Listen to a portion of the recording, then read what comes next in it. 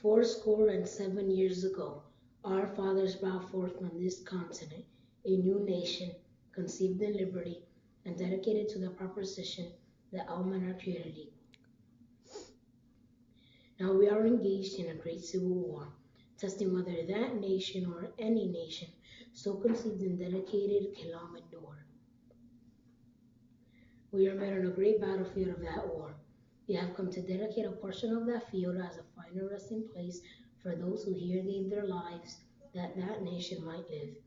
It is altogether fitting and proper that we should do this.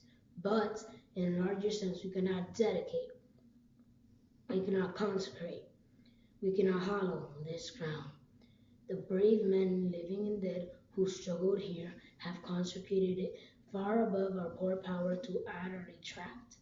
The world will little no longer remember what we say here, but it can never forget what we did here.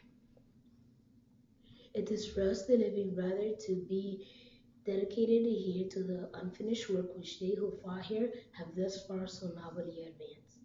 It is rather for us to be here dedicated to the great task remaining before us, that from these on our dead we take increased devotion to that cause for which they gave the last full measure of devotion, that we here highly resolve that these dead shall not have died in vain, that this nation under God shall have a new birth of freedom, and that government of the people, by the people, for the people shall not perish from the earth.